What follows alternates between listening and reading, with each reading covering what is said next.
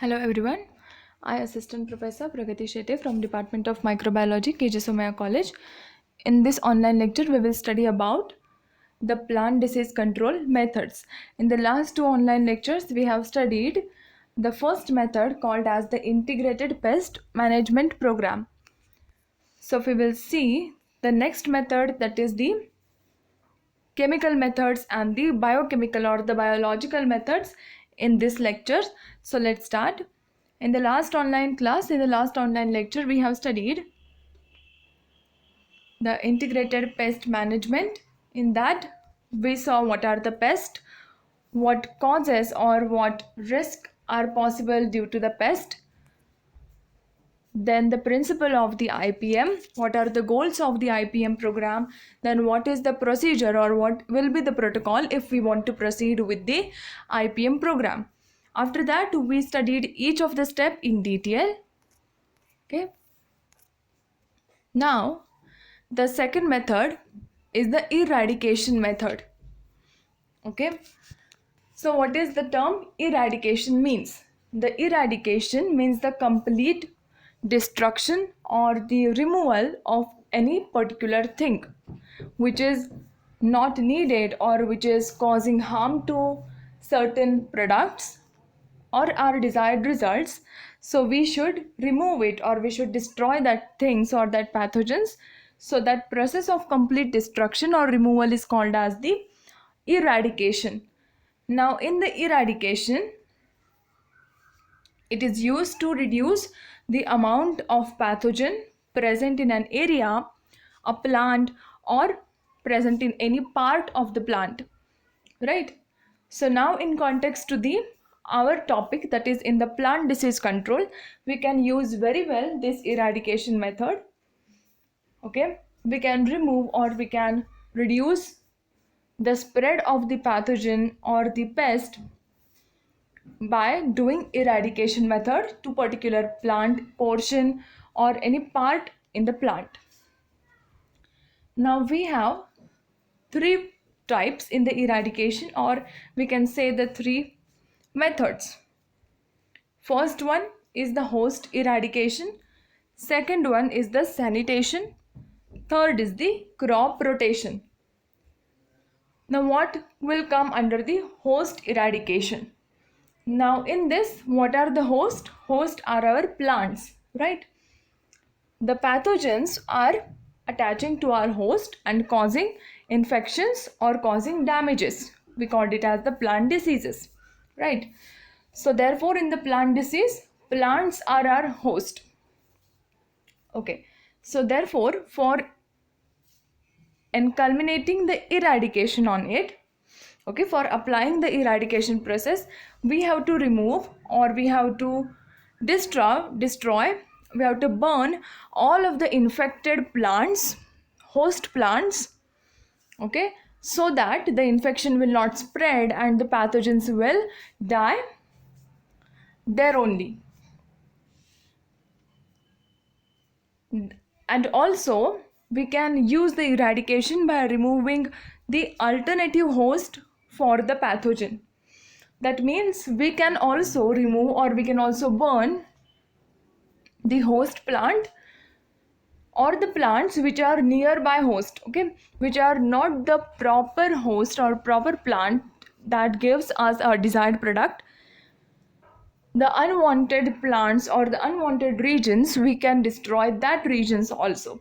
So we can do or we can carry out the eradication by this way, by removing, by destructing, by burning the host plants, right? So that the infection will not spread further, the infection will stop there and will eliminate from that field. Then second way we can do is the sanitation. So in the sanitation, it is a very simple measure we can take, that is the wash hands before handling certain kinds of the plants. Okay, so as we know, as our hands will contain a lot of microflora and some of them can turn into the pathogenic one, not for us but for others, right? So other host, so for example the plants. And as we know, the microbes or the microorganisms can grow very well on the moist contained areas, and therefore we should wash our hands properly before handling to certain important delicate plants, okay, or the plants who are more susceptible to any infections, such as the tomato plants, okay, because the tomato plants can get susceptible to any infection or any pathogen very quickly. Then frequently disinfecting knives used to cut the propagative stalk, such as the potato tubers, right? If we are carrying out the agriculture or the production of an potato, so we need to cut, or we need to carry out the propagative stalk cutting for cutting off the potato tubers. So for that, the knife uses that the knife that will be using for that method for cutting, so that should be sanitized constantly, okay, so that there is no chance for accumulation of the pathogen or any pest onto that knife, because that is another way by which the pathogen can get entry into the host, right? Then the next one, the third one, is the crop rotation.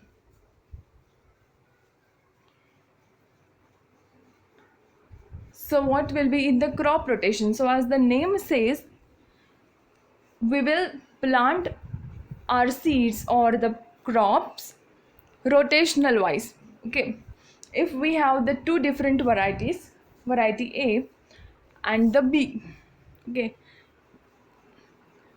then we can grow a series of the dissimilar types, okay.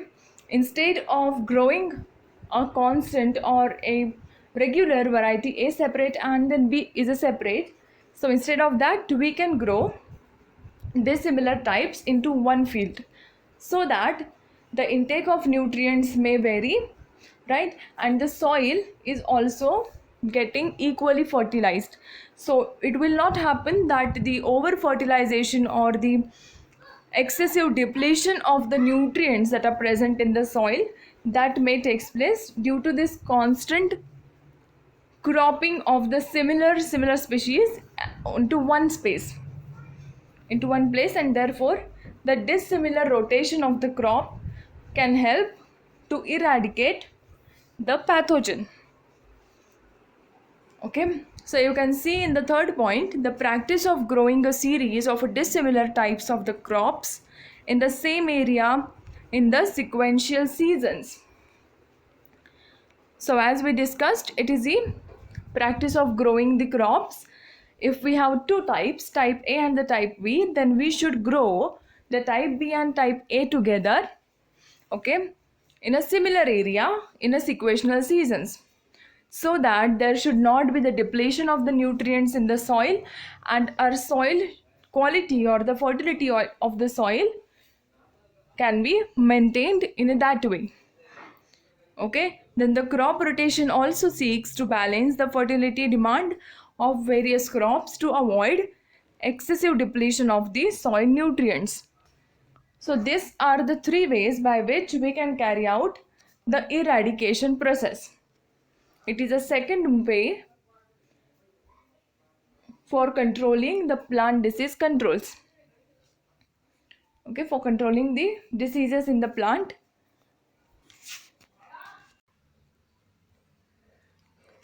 The next type we will study is the chemical control. Now we have studied the eradication, right? So now in the chemical control, as the name say, we will use some types of the chemicals, and that we will use the pesticides, then fungicides, okay. These are the chemicals who can kill the pathogen, okay, depending on the type of the pathogen. So the pesticide will kill the pest, and the fungicide will kill the fungus that may act as the pathogens, okay. And as we know, the fungal infections are also a leading cause of the plant destruction. So it is important to carry out such treatments for the greater quality and for prevention of the plant diseases. So now in the chemical control, we will basically carrying out the applications of the pesticide. So now first, in the pesticide, these are the chemical that will kill the pest. Okay, such as the fungicides, bactericides, and nematicides that are also present. Okay, bactericide will kill the bacteria, nematicide will kill the nematodes, and similarly fungicides will be responsible for killing the fungus. So these together are called as the pesticide, because pest is a pathogen, and that criteria the whole organisms or various types of the microorganisms will fall. So now the types of the fungicides. Now why we are focusing on the fungicide? Because as I mentioned, the fungus are the largest group of the plant pathogen. Okay, and therefore it is very important to control this growth of the fungal pathogens. And as we know, the fungal pathogens grow and spread very rapidly, right? Just by spores, as little as spores, and it can grow very well in the presence of moisture also. And therefore the fungi are the largest group of the plant pathogens nowadays. And therefore the first we will see the fungicides, what fungicides we can use. Now in the inorganic fungicides and the organic, in the organic one, the sulfur we can use, which is the well known fungicide, because sulfur kills the fungus. Okay, the fungus cannot grow in the presence of the sulfur, and that is why it can used as the fungicide. Then second, it is also the well known fungicide, the copper. So the oldest formulated fungicide is the Bordeaux mixture, which is containing the copper molecules, and still is the most widely used copper fungicide in the world. Okay, so these are the types of the fungicides that are most available and mostly used in the market and in the agricultural field from the very long ago. So this will include the two types, the sulfur fungicides and the copper fungicides. Okay, now these are the inorganic fungicides. Okay, this, and now the organic. If we come into the organic fungicides, then first, these are the protective fungicides. Okay, protect the infection court. Now the organic fungicides are more beneficial because it is the protective fungicides. Okay, whereas the inorganic one, it may be in the some concentration, can be harmful to the plant, to the host plant, whereas in the organic one it is the protective fungicides. Okay, so now we have the two groups, protective and the systemic. In the protective fungicides, they will protect the infection court. Okay, now that examples of this protective fungicide will include the thiram or the tersin. Now we can use these fungicides as seed treatment on the bulb treatment of the vegetables. Then the second one is the dichlorin, that is the botrytis fungicide used against the botrytis on the vegetables and the flowers, right? Third one is the quadris, also can be called as the azoxystrobin, the leaf spots and the blights, fruit rots. Okay, so these are the most common abnormalities, or these are the most common disorders of the plant that may be present or they can damage due to this fungal pathogen. And therefore these are most major group of the plant pathogen. We can use against that two types of fungicide. One is the protective fungicide and the second is the systemic fungicide. Okay, these both the types are coming under the organic categories of the fungicides. Then the second one, if we see the organic one, the systemic one, then that are absorbed through the foliage or the roots and are translocated upward through the xylem. They will control already established pathogens and protect against the new infections.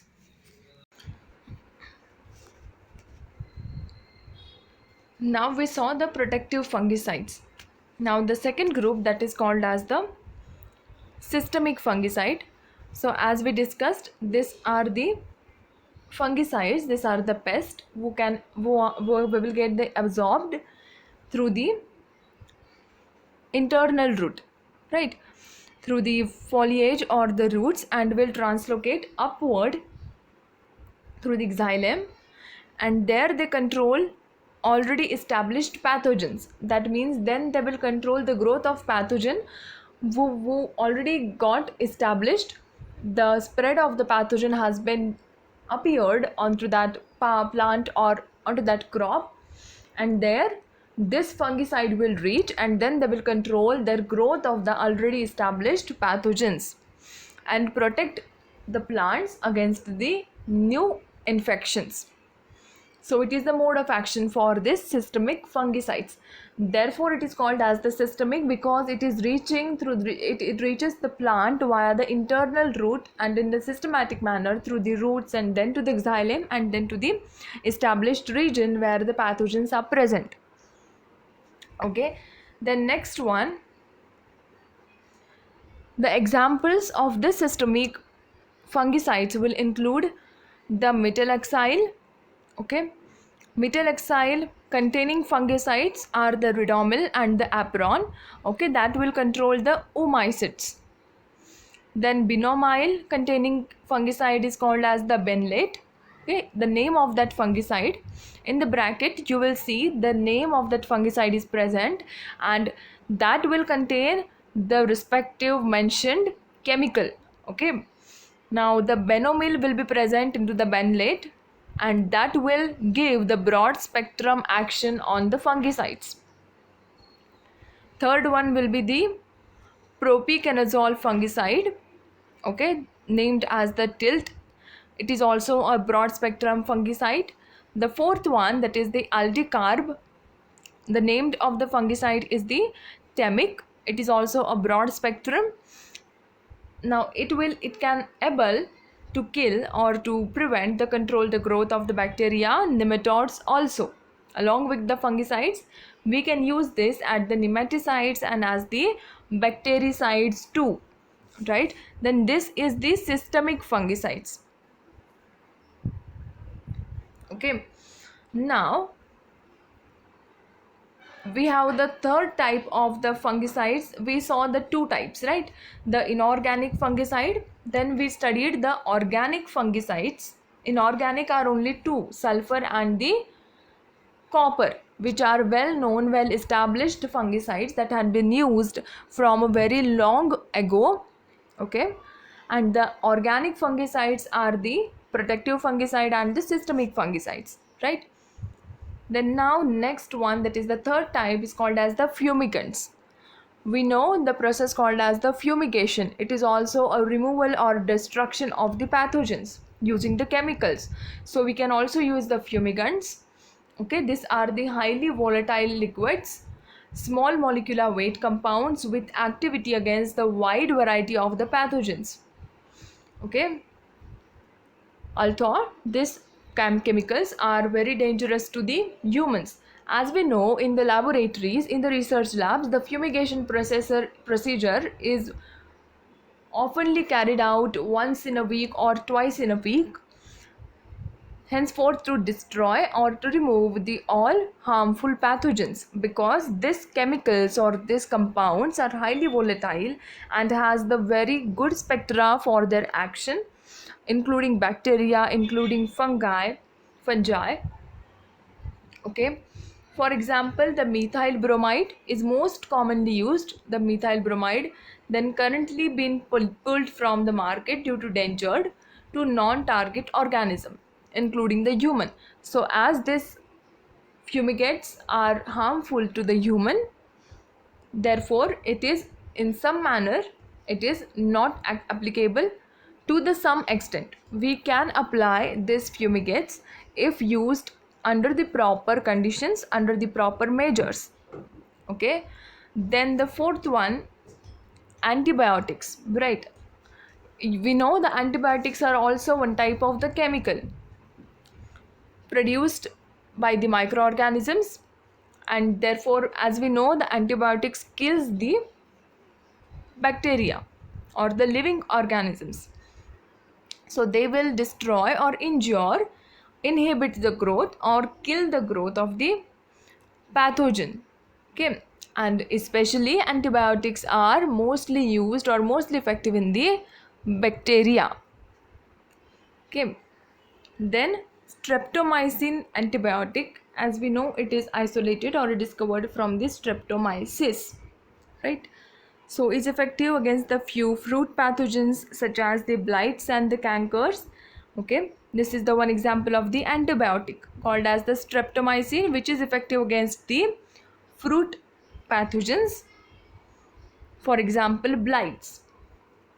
And the second antibiotic, that is the cyclohexamine, it is also can be used to control the fungal pathogen of the crops, particularly powdery mildews and the rust. So you can see we can use the antibiotics also for controlling the diseases in the plant. Okay, under the plant disease control, we have studied the chemical control, and into that chemical control we have studied the two types: inorganic pesticide, organic pesticide, and now the fumigates, and the fourth is the antibiotics. All right, in the antibiotics the two examples are present. Which are they? The first one is the streptomycin, second one is the cyclohexamine. Okay, this is about the chemical control. Now you can see here in this picture, this is how the pesticides or the fungicides are applied, are incorporated using the spraying technique, right? So this is, you can see here, into that agricultural plant on the crop field, the pesticides has been applied. Okay, so you can see the proper kits are wearing to the people. Okay, the people who are carrying out this pesticide incorporation into the field, those are wearing the proper kits, right? The protective shield against these chemicals, with the proper mask and the eye shield, gloves, so that is needed for carrying out this process.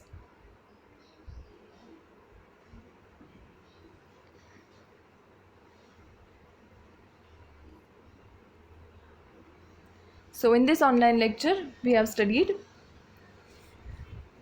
the second type, that is called as the biochemical control, and before that we have studied the eradication.